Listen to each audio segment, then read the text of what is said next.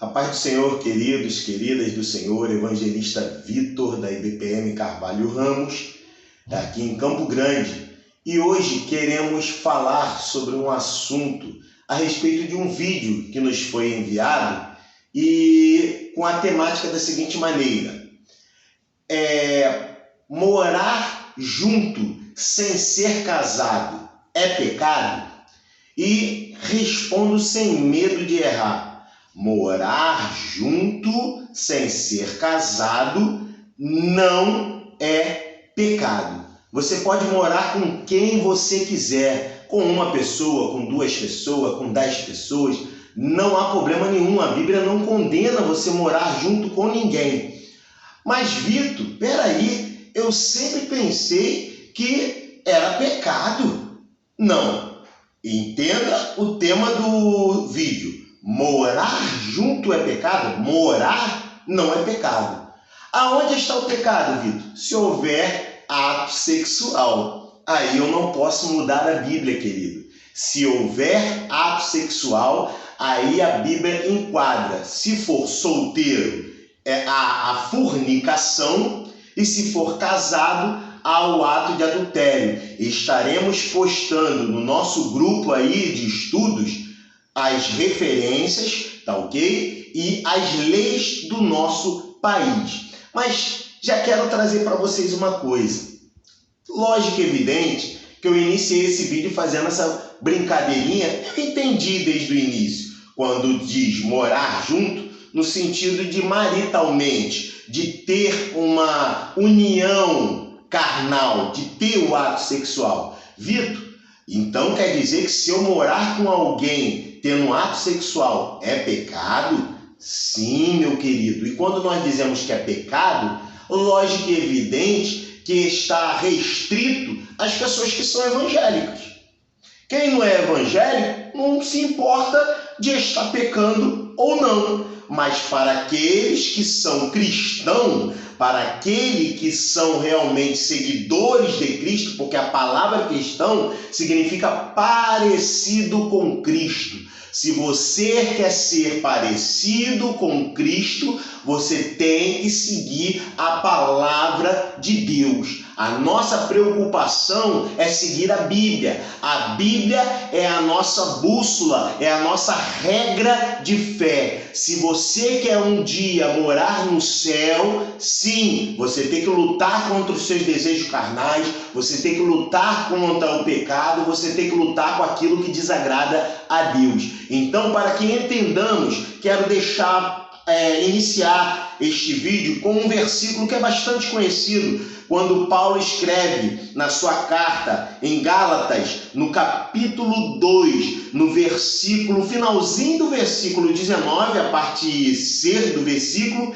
e o versículo 20, quando ele diz assim: eu fui morto com Cristo na cruz. Versículo 20. Assim, já não vivo mais eu, mas Cristo vive em mim. E a vida que eu vivo agora, vivo pela fé no Filho de Deus, que me amou e se entregou a si mesmo por mim. Ei, quando eu digo que o cristão tem que seguir a Bíblia, é porque essa é a nossa regra de fé. Aquele que não é cristão, ele não se importa com a palavra do Senhor. E Deus, que é Deus, ele deu livre-arbítrio para cada um de nós. Você pode fazer da tua vida o que você achar melhor. Se você não quer seguir a Bíblia, se você não é cristão, faça o que achar melhor. Case com um, com dois, com três, faça o que você achar melhor. Agora, a partir do momento que você se denomina cristão, aqui está o teu e o meu livre-arbítrio. Sabe qual é? Nós entregamos de volta para Deus e dizemos da seguinte maneira: já não vivo mais eu, mas Cristo vive em mim. Quero me basear agora por outro texto, tá ok?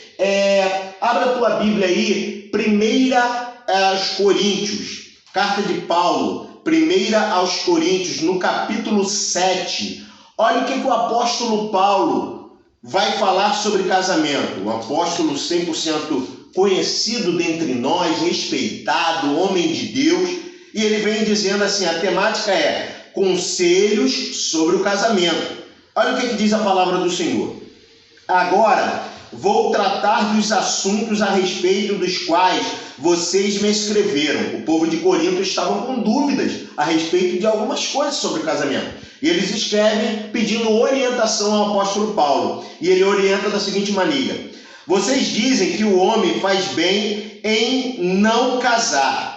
Mas eu digo, já que existe tanta imoralidade sexual, cada homem deve ter a sua própria esposa e cada mulher, sua própria esposa e cada mulher, o seu próprio marido. O homem deve cumprir o seu dever como marido e a mulher também deve cumprir o seu dever como esposa. A esposa não manda em seu próprio corpo. Quem manda é o marido. Assim também o marido não manda no seu próprio corpo. Quem manda é a esposa. Que os dois não se enganem e um ao outro. A não ser que os dois não se neguem. Que os dois não se neguem um ao outro. A não ser que concordem, e não tenha relações sexuais por um tempo, a fim de se dedicarem à oração, mas depois devem voltar a ter relação, a fim de não caírem nas tentações de Satanás, por não poderem se dominar. Não, ou seja, vou explicar isso aqui rápido. Não fique muito tempo, querido, se abstendo de relação sexual com teu esposo e o esposo com a sua esposa, com a intenção de estar se consagrando. Existem algumas pessoas que às vezes, eu quero jejuar por um longo período. Entre em comum acordo. Cuidado com isso, porque eu conheço casais que o marido ele vai para o monte e se isola por um bom tempo e a esposa fica lá, às vezes semanas, sozinha. Cuidado com isso. Se a tua esposa não aprova, não faça isso. Se o teu esposo não aprova, não faça isso. Porque você tem que entender que tem que haver um comum acordo entre os dois. Porque senão você vai estar fazendo com que o seu cônjuge fique vulnerável às tentações. Tá ok? E não digo isso como uma ordem, mas como uma sugestão. Realmente, eu gostaria que todos fossem como eu. Porém, cada um tem o dom que Deus lhe deu. Um tem um dom e o outro, outro dom. O que ele quis dizer como eu? O apóstolo Paulo não era casado, querido. Ele se fez eunuco pela obra do Senhor. Após ele aceitou Jesus e ele colocou no seu coração em viver para o evangelho de Jesus Cristo. Até porque nós sabemos bem que ele fazia muitas viagens missionárias. E ter uma esposa ao seu lado lhe impediria. Mas ele vem deixando claro que nem todo mundo tem esse dom de ficar sozinho. Olha aí o perigo de algumas pessoas querem fazer o que muitas das vezes os seus desejos carnais não permitem. E mais à frente vamos entender o conselho que ele dá. Aos solteiros e às viúvas, eu digo que seria melhor para eles ficarem sem casar como ele era sem casar. Mas se vocês não podem dominar o seu desejo sexual, então é melhor casar. Pois é melhor casar do que ficar queimando por desejo. Em outras traduções diz, é melhor casar do que se abrasar, do que se ajuntar. Por quê? O apóstolo Paulo aqui ele estava dizendo que se você pegar e ficar com um namorozinho e começa aquele namorozinho esquentar e vocês sabem que não pode mais se dominar e vai acabar tendo ato sexual, para! É melhor casar do que vocês terem ato sexual sem ser casado. É isso que ele está falando. Para que os que já estão casados tenham um mandamento, que não é meu, mas do Senhor, que a mulher não se separe de seu marido. Porém, se ela se separar, que não case de novo, ou então que faça as pazes com seu marido. E o homem não se divorcie da sua esposa. Aos outros digo eu, e não o Senhor, se o homem cristão é casado com uma mulher que não é cristã e ela concorda em continuar com ele, que ele não se divorcie. Ou seja, se você é casado e você se converteu, a tua mulher é de acordo em que você siga o evangelho. Paulo diz, não, pelo amor de Deus, não largue sua esposa não. Se ela concorda em permanecer casado, que continue casado, tá ok? E se uma mulher cristã é casada com um homem que não é cristão e ela concorda, e ele concorda em viver com ela, que ela não se divorcie, pois Deus aceita o homem que não é cristão, por ele está unido com a esposa que é cristã. Em outras traduções ele diz que o marido é santificado pela esposa que é cristã, tá ok? E aceita a mulher que não é cristã, por ela estar unida com seu marido. Se não fosse assim, os filhos não pertenceriam a Deus, mas sendo assim, eles pertencem. Porém, se o marido não cristão ou a esposa não cristã quiser o divórcio, então que se divorcie. Nesses casos, o marido cristão ou a mulher cristã está livre para fazer como quiser, pois Deus chamou vocês que vivam em paz.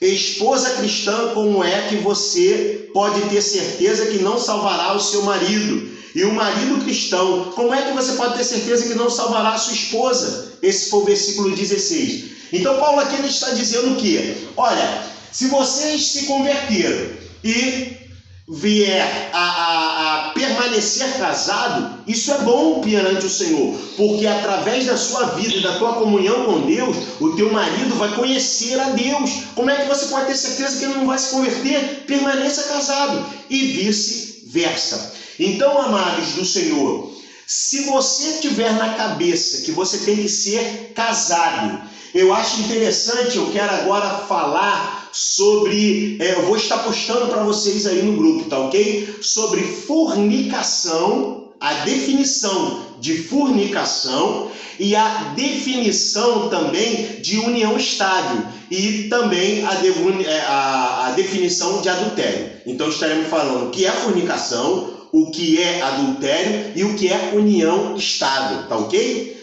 Fornicação. Fornicação é o ato sexual, tá ok? Para solteiro, entre pessoas que não são casadas. Para nós, na definição, coloca lá, para religião, coloca da seguinte maneira, que a fornicação é ter o ato sexual fora do casamento, não sendo solteiro, tá ok? Não sendo casado, perdão. E o adultério, Vitor, quando você é casado, aí já não é mais fornicação. Quando você é casado, seja o marido ou seja a mulher, tem relação sexual fora do casamento, isso é considerado adultério pela nossa lei do nosso país. Ah, Vitor, mas por que eu tenho que seguir a lei? A lei manda que temos que casar, para viver junto temos que casar. Ora, eu sempre falo uma regrinha a respeito de erro, a respeito de pecado, porque pecado é errar o alvo ou errar o passo, tá ok? Primeiro, você deve olhar na Bíblia. Se a Bíblia condena aquele ato que você quer fazer, seja ele qual for, se você lê na Bíblia que é errado você fazer, não faça, já é pecado. Se a Bíblia não é explícita, ou se a Bíblia, se ela condena, você nem precisa ver na lei dos homens. Aí você vê na lei dos homens, se a lei dos homens condena. Se a lei dos homens condenar, e a Bíblia, ou melhor, se a lei dos homens autorizar, e a Bíblia condenar, fique com a Bíblia, querido, porque a Bíblia é a nossa regra de fé, tá ok? E o nosso país, ele considera como casamento aqueles que têm o ato de registra no cartório a cerimônia de casamento. É tão interessante falar sobre casamento que nenhum pastor aceita casar duas pessoas, um homem e uma mulher, se esses não tiverem casado antes no cartório. Você sabia disso? O pastor, ele pede sempre a certidão de casamento no civil. Se ela não tivesse validade nenhuma, por que o pastor pediria? Vamos lá. A respeito de por que devemos seguir a Bíblia, por que devemos entender, eu quero ler aqui em Romanos, no capítulo 13, no versículo... Romanos, capítulo 13, versículo 1. Olha o que diz a palavra do Senhor.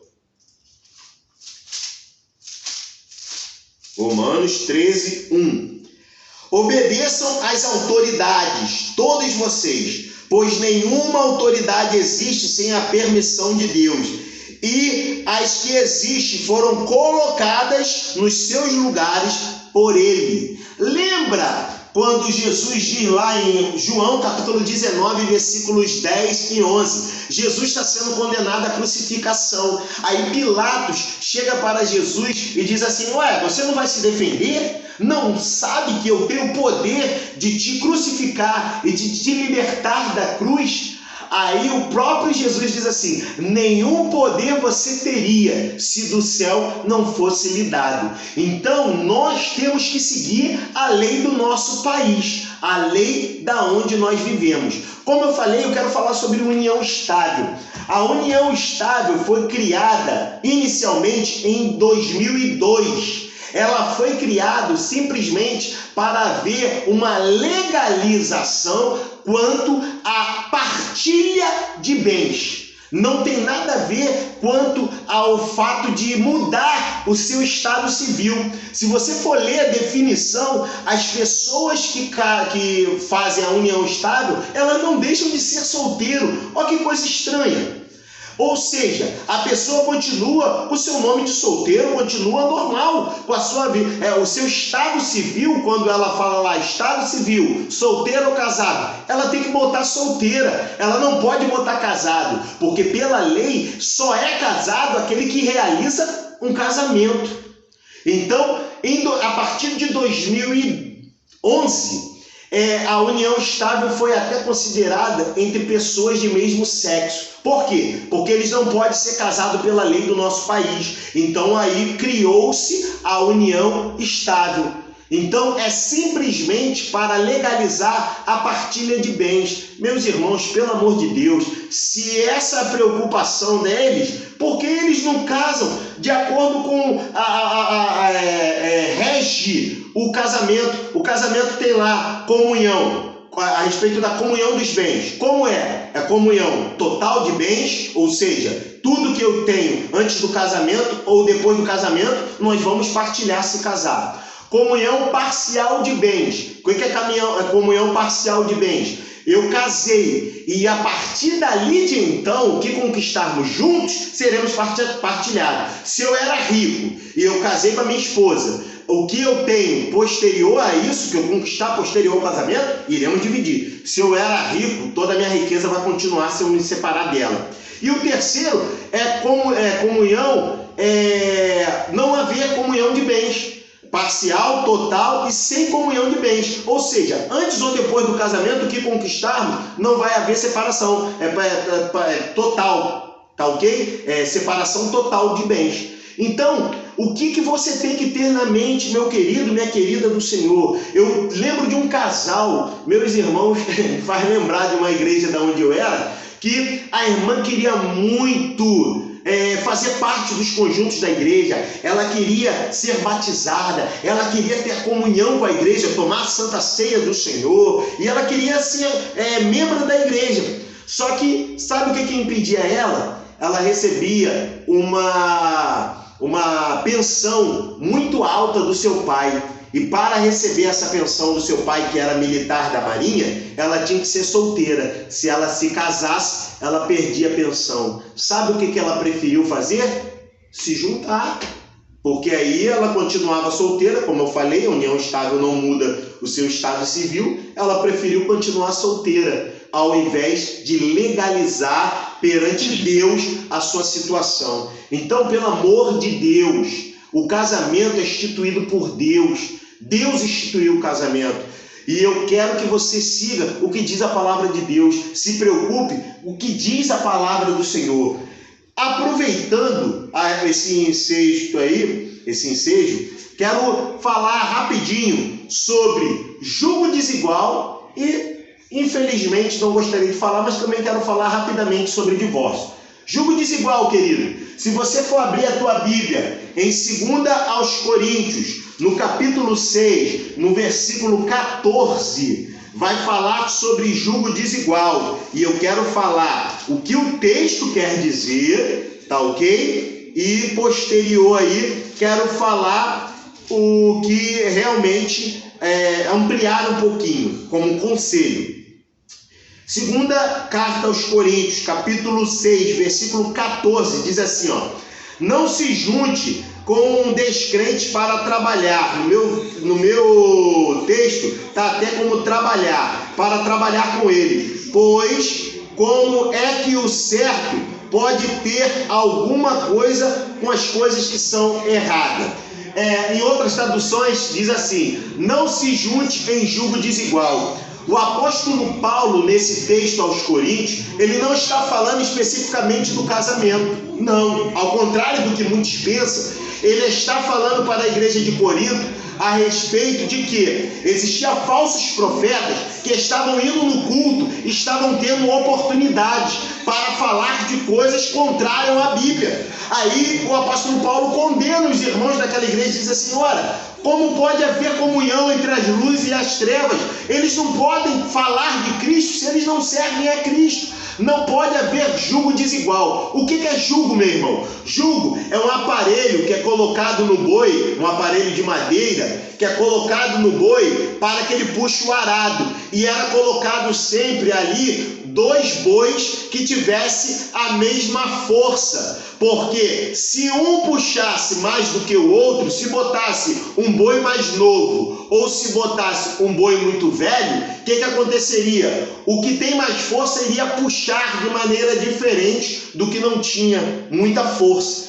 Então, isso seria o jugo desigual, tá ok? Então, esse é o jugo desigual. O jugo era um aparelho que era colocado para inicialmente ensinar o boi mais novo a caminhar. Mas jugo desigual era justamente isso. Era colocar em um boi que era mais novo e um outro mais velho ou mais forte e acabava puxando muito e não andavam no mesmo passo. Assim também vai dizer a Bíblia, agora eu posso utilizar esse texto para casamento. Amós, no capítulo 3, versículo 3, diz lá, andarão 2 juntos se não estiverem de acordo? Querido, não tem como você se unir, você sendo cristão, você sendo cristã, não tem como você se unir depois que se converteu, tá ok? Você se converteu solteiro. Aí, a partir de agora, você vai buscar uma pessoa que não é cristã. Não faça isso. Isso é diferente do que o apóstolo Paulo falou, que a partir do momento que você era casado e se converteu, permaneça casado. Agora, no próprio texto, se você for ver lá, ele diz, mas se você for solteiro, não case. Porque se você casar com uma pessoa que não é evangélica, que não é cristã, que não tem o mesmo segmento, irmão, quantas pessoas nós vemos com luta, quantas irmãs que procuram maridos fora da igreja e se casam, e aquele homem é uma maravilha no início, que bênção, porque ele está interessado justamente em conquistá-la. Depois que conquista, aí, como dizem por aí, cai a máscara, aí começa a vir a luta, aí começa a vir os problemas na vida daquela irmã. Aquele homem não quer caminhar junto, aquele homem passa a não querer que ela vá mais para a igreja e começa uma luta tremenda na vida daquela pessoa. Pelo amor de Deus, não se meta em jugo desigual. Se você é cristão, procure uma pessoa que é cristã e, se possível, da mesma denominação, porque até nisso pode ser complicado para a tua vida, porque se os ensinamentos bíblicos, as vertentes bíblicas for diferente da maneira que você pensa, pode começar a criar aí atrito no teu casamento e infelizmente vocês não conviverem debaixo de uma paz que é o que Deus quer perante a união entre o casal. Vitor, e o divórcio? Não queria falar sobre esse assunto, mas é bíblico e tenho que falar. Para fechar, quero falar rapidinho. Mateus capítulo 19, versículo 1 em diante. Olha o que Jesus diz sobre o casamento, ou melhor, sobre o divórcio, perdão. A temática diz, Jesus fala sobre o divórcio. Verso 1 em diante diz assim: depois de dizer isso, Jesus saiu da Galileia e foi para a região da Judeia, que fica no lado leste do Rio Jordão. Uma grande multidão o seguiu e ali ele curou os doentes. Alguns fariseus chegaram perto dele, querendo conseguir alguma prova contra ele, e perguntaram: será que pela nossa lei um homem pode, por qualquer motivo, mandar a sua esposa embora? Jesus respondeu: por acaso vocês não leram o trecho das Escrituras que diz: no começo o Criador fez homem e mulher? Versículo 5. E Deus disse: por isso o homem deixará seu pai e a sua mãe e unir-se-á à sua mulher, e os dois se tornarão uma só pessoa, uma só carne. Assim, já não são duas pessoas, mas uma só. Portanto, que ninguém separe o que Deus uniu. Amém? Versículo 7. Os fariseus perguntaram: nesse caso, então por que Moisés permitiu ao homem mandar a sua esposa embora e dar a ela o documento de divórcio?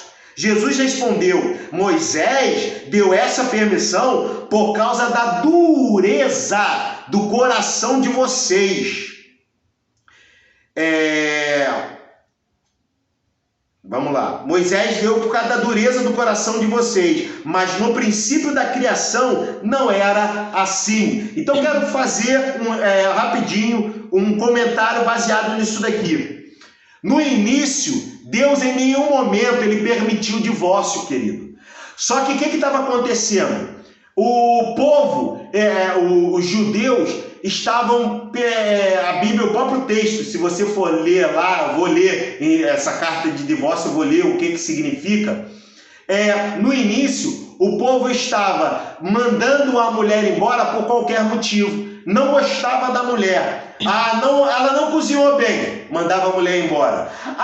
Ela não é tão boa de cama quanto eu achei, mandava embora. E o que aconteceu? Aquela mulher que era mandada embora, ela não tinha um documento, porque naquela época, infelizmente, a sociedade era 100% machista. E a mulher, quando ela era desquitada, ela sem ser pelo marido, sem ser oficializado com a carta de divórcio, aquela mulher, ela literalmente era desprezada pela sociedade. Então, para que aquela mulher tivesse agora um amparo, o Moisés, ele falou da seguinte maneira: olha, não, vamos fazer da seguinte maneira. Se vocês, no caso, querem mandar sua esposa embora, pelo menos dê a ela o direito de divórcio. Oficialize a separação de vocês, que não seja nada de boca, mas que vocês falem, coloquem isso no papel. Isso daqui eu acho até interessante, porque pelo vídeo que eu vi, coloca-se da seguinte maneira, que antigamente não existia casamento no papel. Como é que não existia se Moisés mandou dar carta de divórcio? Se não existia casamento no papel. Adão e Eva, eu concordo, naquela época não existia cartório. Mas de Moisés para cá, pelo menos eu já posso comprovar que existia ali papel que ali viesse a oficializar o casamento, tá ok? Para terminar esse textozinho, versículo 9: portanto, eu afirmo a vocês o seguinte: o homem que mandar a sua esposa embora, a não ser, olha a condição aí, anteriormente estava mandando por qualquer motivo, não cozinhou bem, manda embora. Aí ele vem dizendo aqui, Jesus, agora isso daí foi a época da lei, mandava por qualquer motivo, foi lei, agora estamos na época da graça. Alguns pensam que a graça, estamos vivendo na época da graça, podemos fazer o que quiser. Pelo contrário, Jesus ele pré-estabeleceu algumas coisas muito boas, dentre elas isso daqui, ó. A única condição, e isso daqui ainda se encaixa pela dureza do coração, porque Deus quer que perdoe. mesmo que seja por traição, o desejo de Deus é que perdoe. Se houve a traição e permanece juntos, querem permanecer juntos, o coração dos dois foi levado a perdoar, amém, irmão? Deus vai te abençoar muito. Mas se teu coração não consegue mais conviver, eu perdoo, Vitor, eu não tenho mais nada contra ele, não vou virar o rosto, vou continuar dando a paz do Senhor. Mas eu não quero mais viver junto. É um direito seu. Em caso de adultério, é um direito seu se você não quer mais viver debaixo do mesmo telhado. Tá ok? Até reforço, pelo amor de Deus.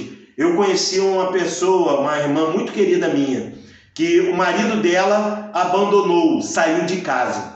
E ela ficou um tempo querendo que ele voltasse. Conversou uma vez, conversou 2 vezes, conversou 3 vezes. E ele não queria voltar para casa. E ela esperou por um tempo, até que aquele homem seguiu a vida dele e se casou novamente. Teve o divórcio, ele se casou novamente. Aquela irmã continuou orando e querendo ele de volta. Quero te dizer uma coisa, ela ficou cerca de 10 anos esperando o marido e ele não voltou. Até que a ficha dela caiu, que a idade dela estava passando. E graças ao nosso bom Deus, ela reconstruiu a família com um novo homem de Deus, que é bênção na vida dela e permanece casado, e se Deus quiser, permanecerão casados até a volta de Cristo. Então, se o teu marido, se a tua esposa saiu de casa, te abandonou, por ato de... te abandonou, Vitor, mas não foi por ato de adultério, eu não posso casar. Concordo contigo. Se não foi por ato de adultério, não pode casar. Mas ele resolveu casar de novo. Olha aí o adultério. Se o teu marido ou se a tua esposa seguiu a vida dele e casou de novo, siga a tua vida também. Não fique preso, não fique presa a um relacionamento, não, porque é até que a morte nos